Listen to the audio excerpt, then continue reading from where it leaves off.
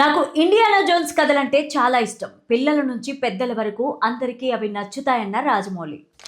Story దాని నేపథ్యం తెలియకుండా ఆడియన్స్ మూవీని ఆస్వాదించలేరు. అందుకే గ్లిమ్స్‌లో అన్నింటినీ చూపించాం.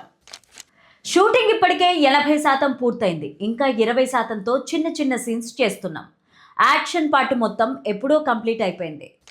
2022 నుంచి వారణాసి కథను డెవలప్ చేయడం స్టార్ట్ చేశానని, దాదాపు 4.5 ఏళ్లు పట్టిందని చెప్పిన రాజమౌళి.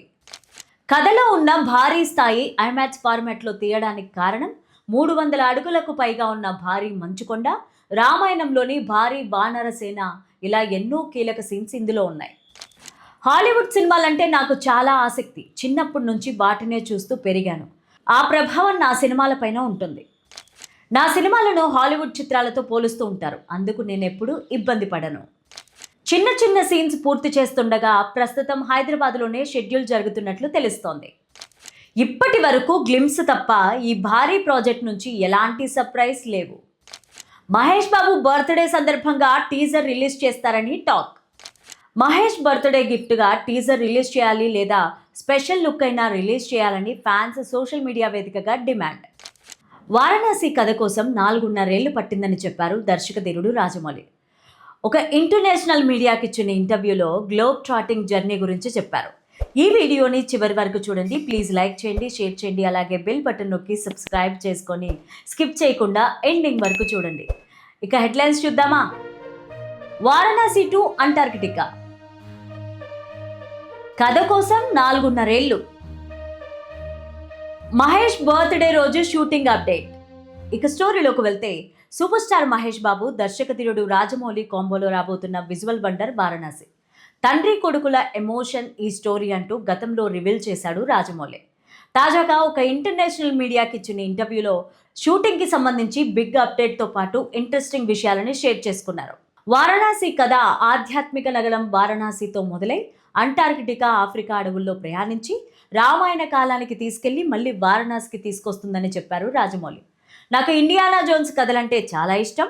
పిల్లల నుంచి పెద్దల వరకు అందరికీ అవి నచ్చుతాయి. స్టోరీ దాని నేపథ్యం తెలియకుండా ఆడియన్స్ మూవీని ఆస్వాదించలేరు. అందుకే గ్లిమ్స్‌లో అన్నింటినీ చూపించాం. షూటింగ్ ఇప్పటికే 80% పూర్తయింది. ఇంకా 20%లో చిన్న చిన్న సీన్స్ చేస్తున్నాం. యాక్షన్ పార్ట్ మొత్తం ఎప్పుడో కంప్లీట్ అయిపోయిందని తెలిపారు. 2022 నుంచి వారణాసి కథను డెవలప్ చేయడం స్టార్ట్ చేశామని, దాదాపు 4.5 ఏళ్లు పట్టిందని చెప్పారు రాజమౌళి. కథలో ఉన్న భారీ స్థాయి ఐమాక్స్ ఫార్మాట్లో తీయడానికి కారణం 300 అడుగులకు పైగా ఉన్న భారీ మంచుకొండ, రామాయణంలోని భారీ వానర సేన, ఇలా ఎన్నో కీలక సీన్లు ఇందులో ఉన్నాయి. వాటిని అద్భుతంగా విశాలంగా చూపించాలంటే ఐమాక్స్ ఫార్మాట్ సరైనదని అనిపించింది. హాలీవుడ్ సినిమాలంటే నాకు చాలా ఆసక్తి.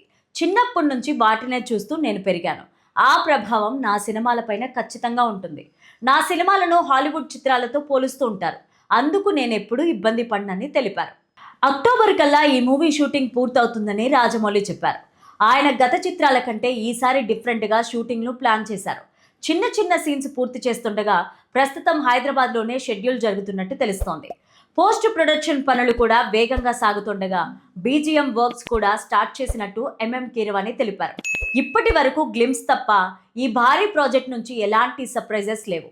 మహేష్ బాబు బర్త్డే సందర్భంగా టీజర్ రిలీజ్ చేస్తారని భావిస్తున్నారు.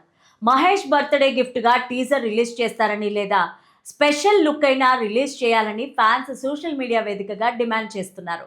ఇండియన్ డైరెక్టర్లలో చాలా మంది కథకు తగిన లొకేషన్లు, నటీనటులు, టెక్నికల్ టీంను ఎంపిక చేసుకోవడం పైన దృష్టి పెడితే, రాజమౌళి మాత్రం కథను ఏ ఫార్మాట్లో చెప్పాలి అనే ప్రశ్నకు కూడా అంతే ప్రాధాన్యతగా తీసుకుంటారని సినీ వర్గాలు భావిస్తున్నాయి. అందుకే వారణాసిని రెగ్యులర్ కమర్షియల్ రిలీజ్ లాగా కాకుండా థియేటర్ ఎక్స్పీరియన్స్ను నెక్స్ట్ లెవెల్కు తీసుకెళ్లే ప్రాజెక్ట్గా రూపొందిస్తున్నారనే అభిప్రాయం బలపడుతోంది. ఈ అంశమే వారణాసి ఇండియన్ సినిమాను కొత్త ఫార్మాట్లోకి తీసుకెళ్లే ప్రయత్నంగా నిలబెడుతోంది. ఇప్పటి వరకు పాన్ ఇండియా అంటే భాషల విస్తరణ, మార్కెట్ విస్తరణ అనే యాంగిల్లో డిస్కషన్ జరిగితే, ఇప్పుడు ప్రెజెంటేషన్ ఫార్మాట్ కూడా ఆ డిస్కషన్లో భాగమవుతోంది. ఒక ఇండియన్ సినిమా మొదటి దశ నుంచే ప్రపంచ స్థాయి ప్రమాణాలను దృష్టిలో పెట్టుకుని రూపొందించడం కొత్త ధోరణికి సంకేతంగా కనిపిస్తోంది. రాజమౌళి కెరీర్ను పరిశీలిస్తే ప్రతి సినిమా తర్వాత ఆయన టార్గెట్ బాక్సాఫీస్ లిమిటేషన్స్ను దాటిపోవడమే కాకుండా ఇండియన్ సినిమా నిర్మాణ ప్రమాణాలను కూడా మార్చాలనే ప్రయత్నం కనిపిస్తూ ఉంటుంది. వారణాసి కూడా అదే దిశలో మరో అడుగుగా మారే ఛాన్స్ ఉంది.